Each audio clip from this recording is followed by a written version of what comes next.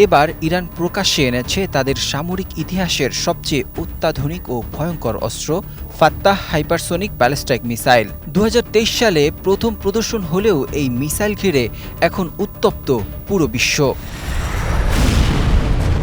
ইতিমধ্যে ইরানের ইসলামী বিপ্লবী গার্ড ঘোষণা করেছে বুধবার ভোরে তারা এই মিসাইল ইসরায়েলে ছুড়েছে এবং এই ক্ষেপণাস্ত্রটি সফলভাবে বহুল আলোচিত ইসরায়েলি বিমান প্রতিরক্ষা ব্যবস্থা ভেদ করে দখলদার গোষ্ঠী এবং তাদের পশ্চিমা সমর্থকদের কাছে একটি শক্তিশালী বার্তা পৌঁছে দিয়েছে।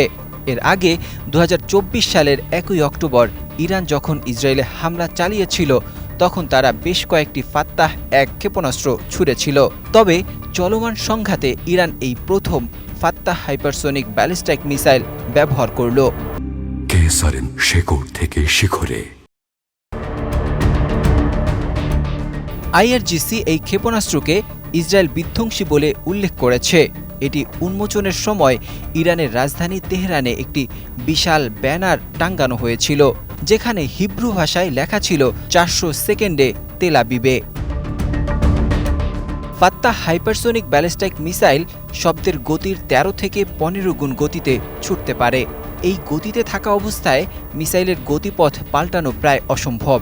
একে থামানো বা ধ্বংস করা বিশ্বের সেরা ডিফেন্স সিস্টেমের জন্য রীতিমতো দুঃস্বপ্ন।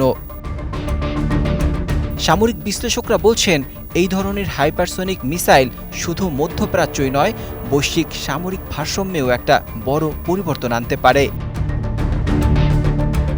এই মিসাইল ১৪০০ কিলোমিটার পর্যন্ত আঘাত হানতে সক্ষম। ভবিষ্যতে যার রেঞ্জ বাড়িয়ে ২০০০ কিলোমিটার করার পরিকল্পনা রয়েছে।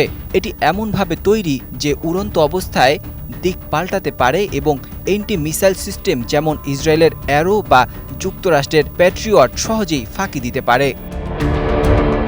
বিশ্লেষকরা বলছেন প্রযুক্তির দিক থেকে ফাত্তাহ এখন রাশিয়া, চীন, ভারত এমনকি যুক্তরাষ্ট্রের হাইপারসোনিক ক্ষেপণাস্ত্র ছাড়িয়ে গেছে।